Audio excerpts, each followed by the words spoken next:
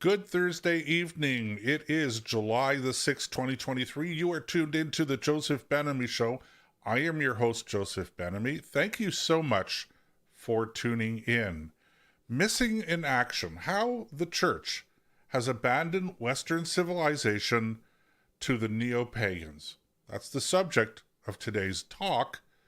But before we get into that, as always, ladies and gentlemen, we are going to discuss some of the headlines that have caught my eye today that I thought might be of some interest to you. And at the top of the list, although it's really not big news, but I can't let the occasion pass without observing that Ben and Jerry's, that far left ice cream producing company out of Vermont, the USA, at least that's where their headquarters are, has gotten itself into just a little bit of a Twitter battle with some people here in Canada. Ben and Jerry's, of course, decided to send a Canada Day greeting to those of us who are living in the great nation of Canada. And what did it say? Well, it basically demanded that we give back, that is to say, those of us who are not part of the Native Indigenous community, that we give back the land to those who were here before us. And in an offensive aspect, how about this image for Ben and Jerry, sending it around? Now, I don't necessarily believe in boycotts. I'm not calling for a boycott, but some people might be. And actually, some people are. If that's your thing, go ahead and do it. I always say what's good for the goose is good for the gander. So that's the Ben and Jerry's news for July the 6th, 2023. Of course, you probably are noticing I'm not getting into any kind of a discussion about any of that because I have very strong feelings about it, and it's a detailed, long history lesson. Suffice to say that the people who talk about how the white man stole the land, that's a little bit simplistic, to say the least, ladies and gentlemen. Moving right along, Canada and the globe have set several temperature records this week. According to the Weather Network, the blazing headline, and I use that term advisedly, Canada and the globe have set several temperature records ablaze this week, with sizzling heat being felt even in remote regions on the planet. That's the Weather Network headline. So here's some of the story once you start to dig deep. And of course, unfortunately, nobody reads, very few people actually read behind beyond the headlines. All right, so I'm going to read you part of the story. The global average temperature hit, on Monday, 17.01 degrees Celsius. That was on Monday, making it the warmest day across the world on record. Okay, pay attention now to the language. It was a feat never reported in history, but the record was short-lived. Just a mere 24 hours later, the world did it again. Thursday's average median hit 17.18 degrees Celsius, raising the heat bar even higher. Now, this is supposed to be headlines, so I don't really want to get into too much detail on the story, but I can't let this occasion pass without making a few observations. The first is, the declaration is on Monday, it was the warmest day across the world on record. Okay? Well, that may be the case, but how long have we been keeping these records, and how accurate are they? Well, I can tell you one thing, 17.01 degrees, that's a hundredth point. Why not 17 degrees? Why not 17 and a half degrees? No, it's 17.01. That 1/100th of a degree Celsius, ladies and gentlemen. Man, I'm telling you. But, but, the next day, 17.18 degrees Celsius. That is to say, ladies and gentlemen, 0.17, which is less than 1/5 of a degree, shattered the record. Okay. So, I'm just using the extreme language that they are using. And, you know, it gives an impression of something out there that is just not accurate. Whether those numbers are accurate or not is beside the point. And I just want to mention a few things about that in a second. But I'm objecting here to the characterization of this as sizzling heat. Okay, 17.01 degrees Celsius is not my definition of sizzling, ladies and gentlemen. In fact, I don't think it's anyone's definition of sizzling. And I don't see how going from 17.01 degrees Celsius to 17.18 degrees Celsius somehow or other is shattering heat records. Okay, but let's just set that aside for a second, and let's just dive into this for a brief moment. Again, I don't want to spend the whole show talking about this, but I do have to make a couple of observations. The first is that when you calculate average temperature that is being reported, okay, temperature measurements are taken in various places around the world. Okay, these are not satellite measurements. These are temperatures that are actually recorded in various places around the world.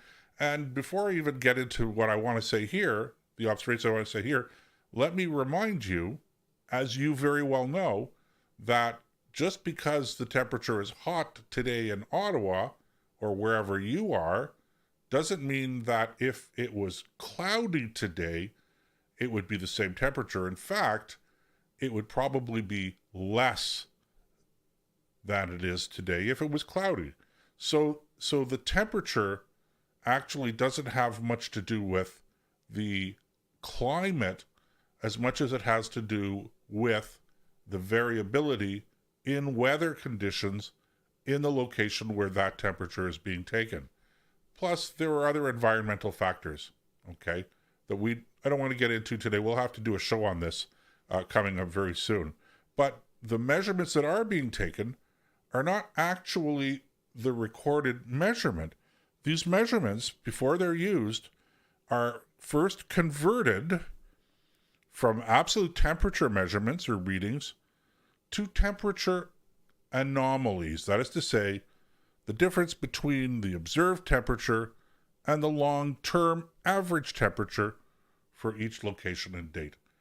I'm a smart guy, if I could be permitted to shed the veneer of humility for a brief moment. I'm an educated guy, not entirely sure what all that means, except that it's plain as day that we're not actually using the recorded temperature, the actual measurement, okay, in making these calculations. But it goes even further. This is important.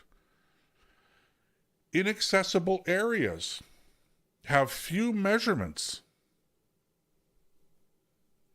Do you think? Well, we have a solution to that. Scientists use surrounding temperatures and other information to estimate the missing values. Each value is then used to calculate a global temperature average. Most of the places that we're taking temperatures are inaccessible. Or even if they're not inaccessible, we're not actually recording the actual temperature there. You know, there are temperature anomalies in every single city. Are you taking a temperature from the roof of a building or from the ground floor? Are you taking a temperature on the north side of a building or on the south side? What is the temperature at the time that you're taking it? A high temperature? Was there a cloud cover? And cloud cover may not even be passing the whole day. It could just be lasting for a few minutes, but it's enough to reduce the temperature at that point of that thermometer when you're actually taking the reading. Or vice versa. It could very well be that the day has been fairly cool, but there was a clearing pattern that occurred for a brief moment in time, let's say 15 minutes, and that caused the temperature to go up because for whatever reason a thermometer is perhaps mounted in a place where the sun has a larger effect than other places. So the temperature rises by 4 or 5 degrees, and that's the high temperature, even though that wasn't actually the average temperature for that location for that day. So when we start to estimate, all right, well, puts everything into a different context. So the bottom line is this, ladies and gentlemen, the world is not burning. Now, I'm not arguing against climate change. I am not a climate change denier, but climate change is a natural process. It's been going on for an awful long time. And as I've pointed out to many people before, where I am broadcasting to you from tonight, in the city of Ottawa, Canada's national capital, if climate change wasn't real, I wouldn't be broadcasting to you from here today because I'd be sitting under probably a couple of kilometers of glacial ice that has receded over the years because of global warming. Long before man even showed up, by the way. Well, all right, here's an interesting story. CBC News. How often does this happen? CBC News today retracted its reports alleging that there had been email interference by Alberta's Premier's office in the trucker COVID-19 protests in Alberta that blocked traffic at the U.S. border crossing for approximately 2 weeks. The allegation was made on January the 19th in a story with the CBC that Premier Smith had, or officials working within her office, had been interfering in the investigation and the prosecutions, etc. And now the CBC is saying that we actually don't have those emails. We're just going by what some people told us. They have been unable to corroborate, and therefore we are withdrawing the allegation. From my point of view, I really didn't care one way or the other. I actually think that our elected officials ought to be able to have some degree of oversight over the judicial process. Otherwise, how do we ensure that there is not prosecutorial misconduct? And I would like to see our elected officials, the people who are running the Justice Department, whether it's federally or provincially, I think that they have not just the right, but the obligation to ask questions from time to time and to order prosecution to be stayed if, in their judgment, it is political or problematic in other ways. And we already have this in our laws here, because there are many rules, many laws, where charges will only be laid on the recommendation or with the approval of the Attorney General in the jurisdiction where the charges are being contemplated. So if we're going to do that, then why be complaining if the Premier's office sent emails asking questions? I think it's their job. Be that as it may, the CBC has retracted that story altogether and is no longer making the allegation. What else is happening? Oh, this is important, according to the CTV News. Conservative leader Pierre Poilievre debuts a new look and tone. And they had a whole political panel convened to discuss this and the importance of look and tone in electoral politics. No discussion about forest fires, no discussion about foreign interference in elections, no discussion of anything else of any importance. This is what's important, ladies and gentlemen, that Pierre Poilievre has revealed some sort of a new style, a new tone. Okay. I don't know whether it's true or not. I saw a video of him. He wasn't wearing glasses. So I don't know. Maybe he went to contact lenses. Maybe they did a focus group. But is this really national news? Okay. I don't know. I would have turned off the news if this was coming across. What else is going on? Conscious of time here. I don't want to spend too much more time on headlines. There's a lot to talk about internationally, but what really caught my eye today was that the U.S. Secret Service now has launched its own investigation into that white powder substance that was discovered in the White House and determined to be, after a further investigation, cocaine. Now, on Sunday night, when the substance was first discovered, they actually were worried that it might be a chemical poisonous substance, which of course cocaine is, but I digress. They evacuated the White House, and the hazmat team came in. They cleared whatever the substance was. They tested it, discovered it was cocaine. The only reason I'm mentioning this is because, of course, as I said last night, bookies now in the United States are laying odds that the source of the cocaine was Hunter Biden. I don't know. That's a humorous sort of side to it, but it was a news story last night. But with the Secret Service now is launching an investigation, and that's actually makes it a lot more serious. So we're going to have to see where all of that goes, ladies and gentlemen. It will be very interesting. Okay, so we're going to take a break. And when we come back, we're going to start to discuss whether or not church officials, church leaders, have abandoned Western civilization to the neo-Pagans. So you don't want to miss that. Stay tuned. We'll be back in a couple of minutes here on the Joseph Ben-Ami Show.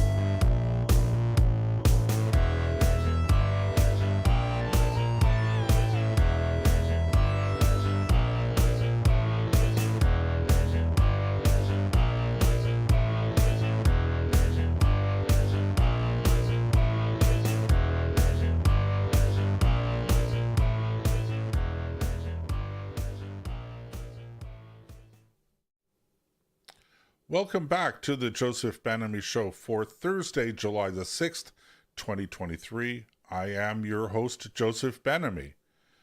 All right, earlier this week, we did a whole show talking about how the pagans were taking over not just Canada, but Western civilization. And just to review some of the material that we talked about, ladies and gentlemen, I want to make a distinction, and I did it in that show, and I want to do it again tonight. I want to make it clear that I'm using the term pagan, I think, purposely for sure, but I think also more accurately than the term that is bantered about all the time when it comes to the anti-religious aspect of much of postmodern culture. And that is secular. So we're constantly talking about the secularization of Western civilization, the secularization of Canada. And the whole idea of secular is that society, and particularly politics, is not controlled by religious institutions. So secular being the opposite, at least in the common vernacular, secular being the opposite of religious. But are we really seeing the emergence of a secular society? I think not.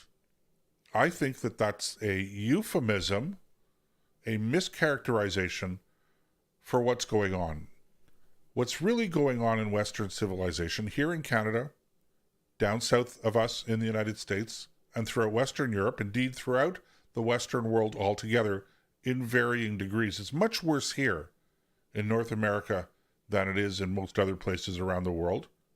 And when I talk about Western civilization, I want you to understand that I am talking predominantly about Western Christian civilization, because Western civilization is essentially Christian. Judeo-Christian, okay, that's fine. Biblically based and mostly Christian in orientation. All right. So if you want to talk about removing the influence, the control, if you will, or limiting the control that the church writ large, I'm not speaking about any specific denomination here, if you want to limit the role of the church in public affairs, then you could characterize that as secularization. But that, in fact, as I say, is not what's going on. There's an old saying in politics that you cannot legislate morality. Now, I might take issue with that. I think that to the degree that all laws posit a theory of what's right and wrong in behavior, that all laws are at a certain level moral, and when the government enforces the law, it's enforcing on a certain level a particular moral belief. But let's accept, for the sake of argument, the notion that you cannot legislate and enforce morality. You cannot legislate morality. That is the modern concept that's out there. That's the way people talk. So that theory suggests that the government then is not enforcing morality, and that therefore the government is morally neutral, or the proper term for that would be amoral. So morally neutral or amoral. So the way that the system seems to be set up, the argument is set up right now, the common understanding of what's happening is that you have a competition between morality in the traditional Judeo-Christian sense on the one hand, and on the other hand, a secular amorality. That's the way it's presented. And every time you talk about the church imposing its views, or imposing is too strong a term to use, making its views known, promoting its morality, people will roll out that, the church has no place talking about this stuff. Okay, you can't legislate morality. We are all familiar with the cliches. But what's really happening, ladies and gentlemen, is that what we've created, what could be called a moral vacuum, that vacuum is being filled. And it's being filled by not an amoral sort of utilitarian set of rules and principles. It's being filled by an alternative morality. So let me say that again. The difference that we see, the real competition, the real conflict that is out there right now is not between a religious viewpoint, predominantly Judeo-Christian, which again, I think is the foundation of Western civilization. So you have the religious here, and you have secular over here. That's the way it's presented. That's not what's happening. What's really happening, ladies and gentlemen, is you have the Judeo-Christian framework, moral framework here, and in competition with that, you have now what is absolutely, demonstrably, a pagan moral framework. Now, separate show, we're going to have to talk about this at some point in time, and that is whether or not paganism is the natural moral outgrowth from a truly liberal society. That is to say, a society that is imbued with liberal ideology. Now, I'm not saying that we should be going back to tyranny in any shape or form. We can have that discussion about what is and is not real tyranny, what is and is not real freedom. We've touched on that a little bit in past shows, and we're going to have to do a whole show dedicated to that subject alone. But for the purpose of tonight's talk, I think it's just so important that you understand what this battle is right now. What is the culture war? We keep hearing about this culture war. Well, the culture war is not between Christians and Muslims. It's not between Jews and Muslims or Christians and Jews or Buddhists or whatever other religion. It's a war, a spiritual war, cultural confrontation between Judeo-Christian moral standards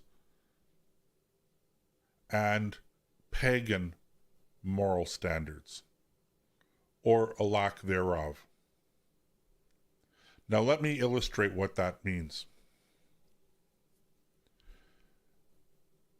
Nothing, ladies and gentlemen, nothing more clearly illustrates what I'm talking about than the current trans movement.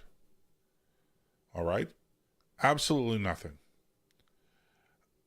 I don't really care what people's sexual feelings are. You want to call it sexual orientation? That's fine. I don't care. I do care about how people behave. I do care about protecting the dignity and even the safety of individuals, girls, women, from being exposed to the leering of people who consider themselves to be trans. And I'm not judging people here. I know it sounds judgmental, but we have a set of norms in our society that are fundamental to our character as a Western civilization. These are benchmarks.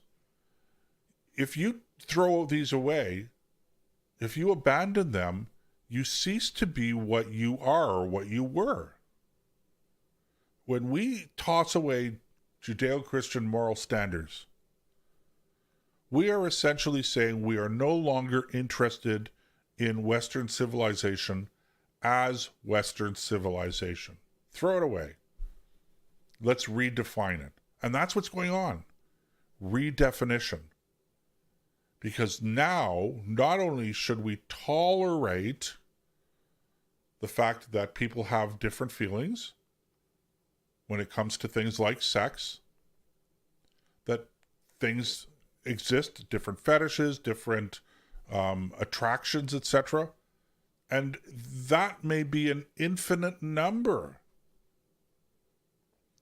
But it doesn't mean automatically that we should all be expected to affirm people's behavior and to celebrate it.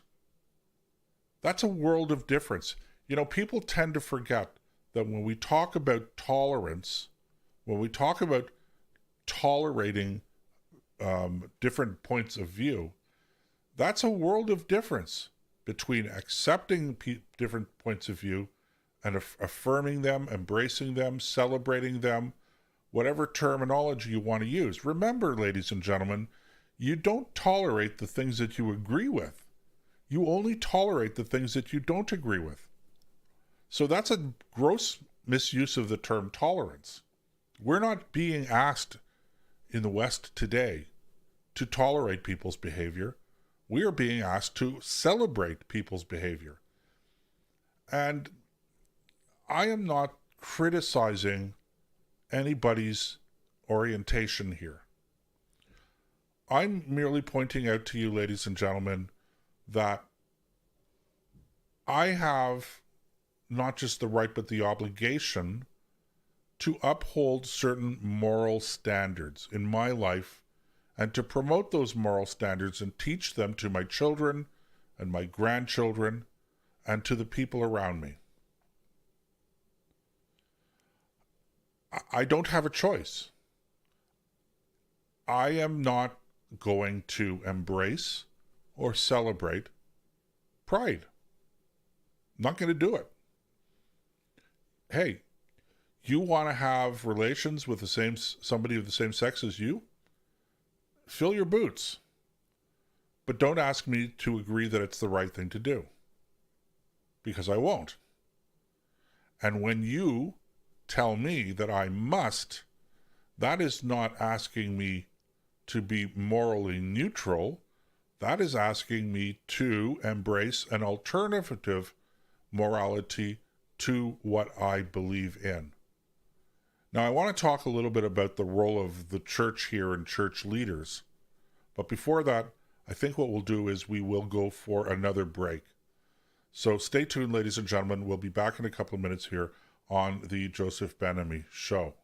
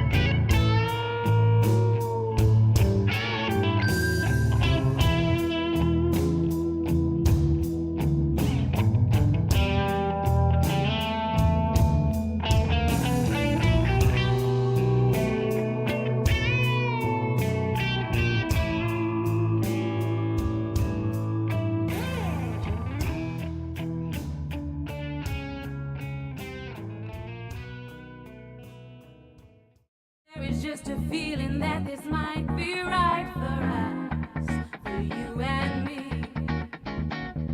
There is just a look I think this might be right for us, for you and me. There is just a feeling that this might be right for us, for you and me. There is just a look I think this might be right for us, for you and me. Welcome back to the Joseph Benamy Show for Thursday, July the 6th, 2023. I am your host, Joseph Benamy. Appreciate you staying with us. We have been talking about the fact that what we see today in Western civilization, the culture war, if I could use that term, I haven't coined it, but other people have used it, and I think it aptly describes what's happening. But the war is not between religious and non-religious. The war is not between religion and secularism. The real confrontation that's going on in Western civilization is between different religious outlooks. One of them is Judeo-Christian, which I think is the foundation of Western civilization, and the other, that is opposing it today, is a neo-paganism. Now, why do I call it pagan as opposed to secular? Well, if it was secular, it wouldn't be positing a moral point of view. Assuming, of course, you buy into the whole idea that morality is only a religious concept. All right? If you do, and most people in postmodern society, most thinkers in postmodern society buy into that idea. I don't, but that's the prevailing idea out there. So, what we have, though, opposing our traditional Judeo-Christian moral ethic and moral code of conduct in this part of the world is an alternative morality that says not just that people have the right to decide what they're going to do with their bodies. Are they going to be male, female? Are they going to be bi, LGBTQ plus? Okay, is all a matter of personal choice, and everyone has the right to make that choice. But, and here's the kicker, this is where you cross the Rubicon.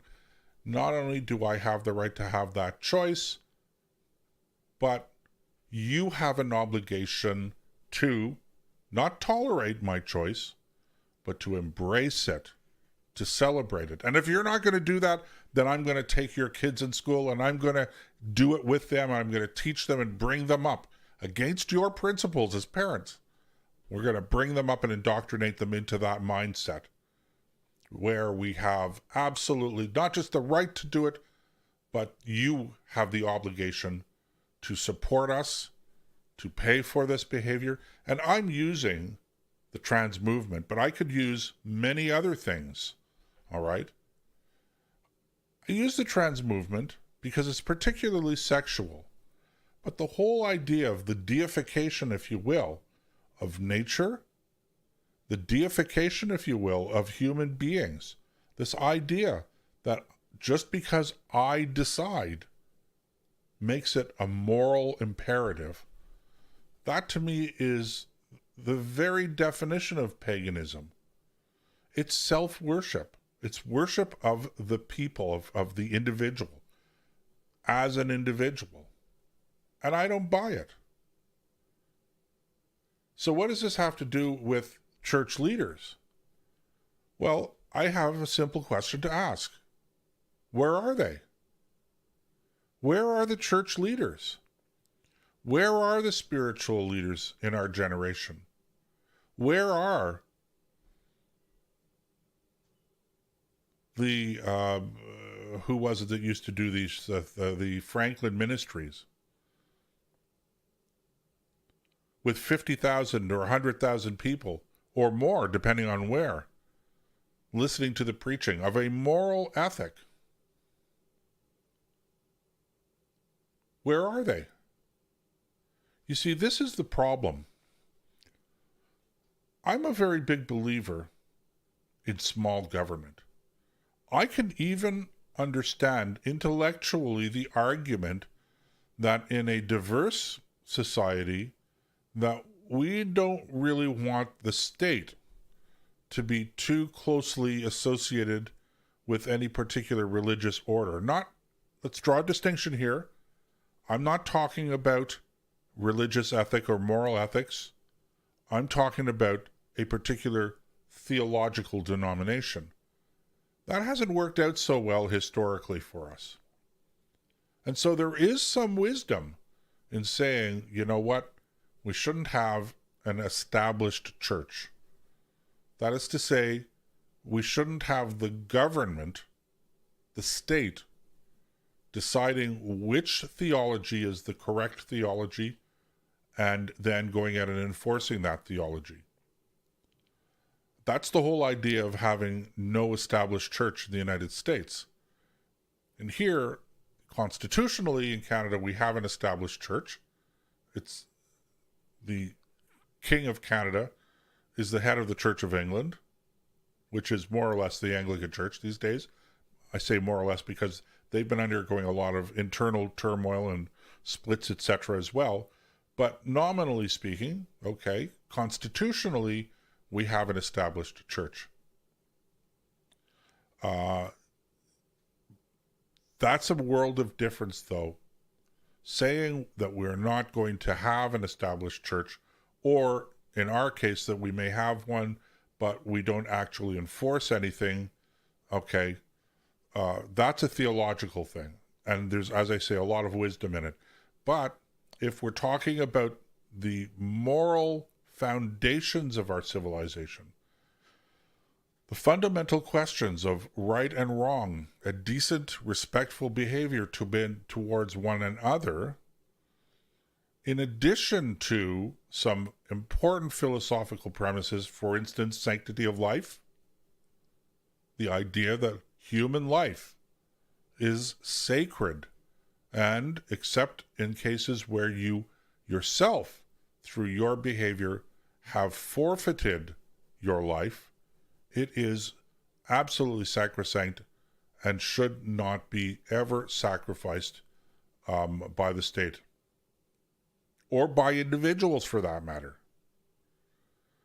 So there's another Rubicon, if you will, that we've crossed. We no longer in our society teach or accept as a society the sanctity of life.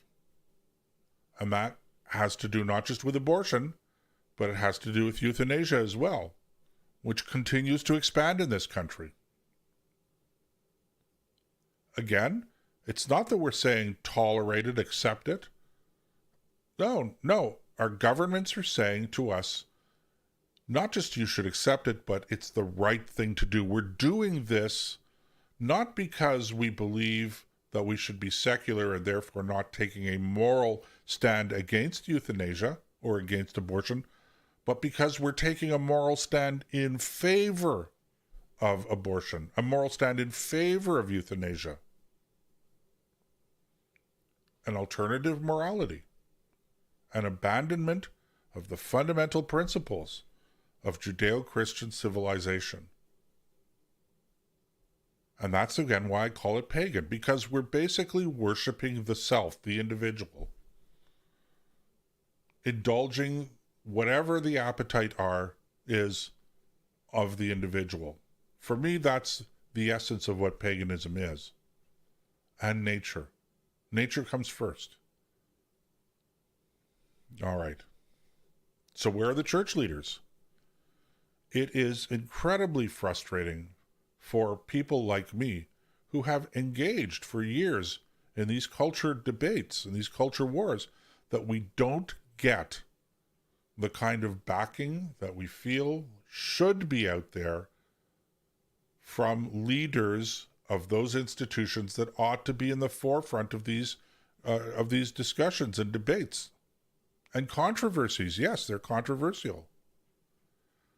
What we see today is not just churches that are led by people who don't want to engage in these discussions. We are seeing churches now that are actually teaching that this alternative morality is really secretly the true morality of the church, the true morality of Christianity. Everything is turned upside down. And for the people who go to churches, and for the pastors and the priests, and all of the people who are leaders within the church who know differently, who I speak to on a regular basis, who are passionately feeling the pressure, who understand what's going on, why are you not banging your fist on the pulpit on a Sunday morning, going on talk shows, writing letters to the editor, visiting with your elected representatives? I know we're all busy, but what you are doing is abandoning you. It's a dereliction of duty, and I know that's a harsh term to use, but why do you want to be a leader in the church, whatever your church is, if you're not prepared to lead? And if you're not prepared to take risks to lead? Look, these battles, these debates are not things that we could win. That is to say, we're not going to win them permanently. They're ongoing controversies. So there's no permanent solution here. It's an ongoing thing. But the time has come for church leaders, well, to get off of their duff and get engaged. You have to get engaged. You have to get engaged in, well, you have to get engaged in the democratic process. Because it's the government that's got the power. And that's the way it is. That's just the way it is. We're never going to change that. That's the nature of government. Now, you could put your head in the sand all you want, but they're coming for you. And I know that sounds terrible. It's not meant to be an indictment or anything like that. I'm just saying it is not Western civilization. And by the way, let me make something very clear, ladies and gentlemen. I have focused my tirade for tonight, my rant, if you will. There's an interesting term. We should maybe call it the Joseph's rant for the evening, okay? I've focused pretty exclusively on the church, on Christian leaders. But the reality is, I could just as easily be talking about Jewish leaders. Where are the leaders in the Jewish community? This is not controversial. There are a lot of members of my own community who are very left-wing, and there are what they call them liberal denominations or liberal synagogues where the new morality is not just accepted and tolerated, but it's celebrated, it's preached as somehow or other being part and parcel of Judaism. No, it's not. It's all wrong. But my criticism here is not against those people. Okay, they have an opinion, and they have every right to express their opinion. My criticism is directed towards, as I've mentioned within the church, leaders within the Jewish community who know what's going on is antithetical to Judaism, but seem to be less than courageous when it comes to actually standing up and doing and saying something about it. I know that we have a separate community, we have separate community institutions, but you know, this stuff is going on within our institutions as well. And we need to call it out when it happens. Our leaders need to call it out when it happens. And when we see a public school system where children of 6 or 7 years old are being indoctrinated into this, I think, destructive, harmful, I can't find enough words to describe it, ideology, ideology, okay, and everything that's coming with it, somehow or other, we have to get engaged in this as well. Even if we don't send our children to public school, we may be sending our children to Jewish schools, yeshivas, etc. That's all fine and dandy, but we live in a broader society. And the abandonment of the normal moral basis of that society, the substitution of this new morality based solely on people's feelings as opposed to objective morality standards, that I think is dangerous for our community. Because if you get to make it up along the way in order to bend the rules to meet your personal feelings today, why can't you bend the rules to meet your personal feelings tomorrow when they change and those feelings become, shall we say, malevolent as opposed to benign? It's an important question. I don't have an answer to it, but you should be troubled about it if you belong to the Jewish community. And frankly, you should be troubled about this as well if you belong to the Christian community. And I'll even go so far as to say this before we go for a break: you should be very troubled by this as well if you don't belong to any religious community. Because as I said, this is not about keeping religion under a particular control, limiting the power of religious institutions. This is about substituting a particular type of religious belief for what has been the foundational philosophical beliefs of our civilization. All right, enough ranting, ladies and gentlemen. We are going to go for a break. And when we come back, this day in history, July the 6th, 2023. So don't go away. We'll be back in a couple of minutes here on the Joseph Ben-Ami Show.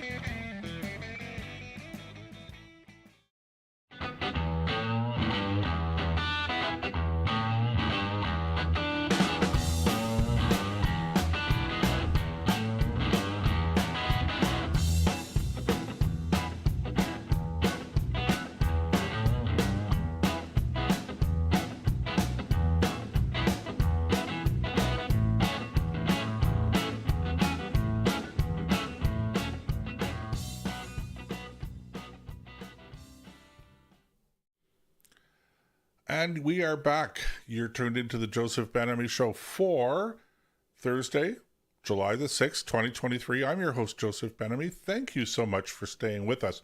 We've been having quite an intense conversation over the abandonment of Western civilization by leaders of the church and the encroachment of this new alternative morality that is more pagan than anything else. But now, of course, home stretch, and it's time for this day in history. And top of the list is 1885, July the 6th, 1885. The French chemist and microbiologist Louis Pasteur successfully tested his vaccine against rabies on a young boy by the name of Joseph Meister, who had been bitten by a rabid dog. So that's the first successful vaccine against rabies. And of course, Louis Pasteur went on to popularize the need for vaccines in order to treat and prevent what were at that time many, many childhood diseases in particular. But he's also known for something else. If you buy your milk at a store, which most of us do, you are getting probably pasteurized milk. Pasteurization comes from the process that Louis Pasteur originated of heating the milk to a certain temperature for a certain period of time to kill whatever microorganisms existed in that milk that may have been transmitting illnesses, sicknesses, disease from animals to human beings.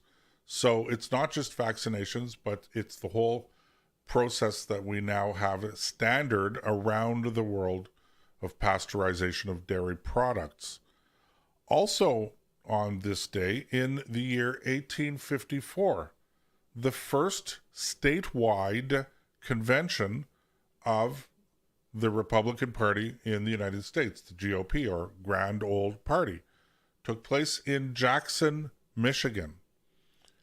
Now, the Republican Party in the United States was formed in reaction to the Kansas-Nebraska Act, which was to allow slavery in those two territories and had opened the door to both of the territories becoming states. And that was seen at the time as a violation of the Missouri Compromise, which had been designed to limit the addition of slave states to the Union. The founding principle of the Republican Party of the United States is anti-slavery. Of course, the platform included other items, but that was the principle around which individuals joined the party, around which the party was formed. Ending slavery was the objective. Now, here's a fact that is not well known. Everybody knows that Abraham Lincoln was the first Republican president who ran on an anti-slavery platform. Fair enough. But he wasn't the first presidential candidate run by the Republican Party in the United States. The first national nominating convention of the Republican Party was held in 1856 in Philadelphia, and John C. Fremont was nominated to be the first Republican nominee for President of the United States. That was, of course, in 1856, and he did not win that election. So the first Republican president of the United States was Abraham Lincoln, but he was not the first Republican candidate for President of the United States, John Fremont. So a little bit of interesting trivia there. All right, ladies and gentlemen, well, we're coming to the end of another very frenetic show. As always, please take the time to check out our website, www.josephbenami.com, all one word without the hyphen. And while you're there, sign up for your free email updates. Check out our list of recommended reading. Purchase your book if you want to, right there. Kindle book, physical book if you like them that way, right there. And while you're there, by the way, if you ever purchase things on Amazon, do us a favor. Go to your Amazon site where you're going to make your purchases, however you do it, but do it by going to our homepage and clicking on the Amazon link. And that way, we make a very small commission, which of course helps us to keep the Joseph Ben-Ami Show and other things that we do free for all of you out there. And one more point, ladies and gentlemen, if you're watching the show on Rumble or on YouTube, please subscribe. Costs you nothing, but it gives us the opportunity to keep you informed as to what's going on and to be notified when there is a new show coming up. All right, so thank you very much for joining us. Tune in again next week, same time, same place, for another edition of the Joseph Ben-Ami Show, where we speak truth to power and anyone else who will listen.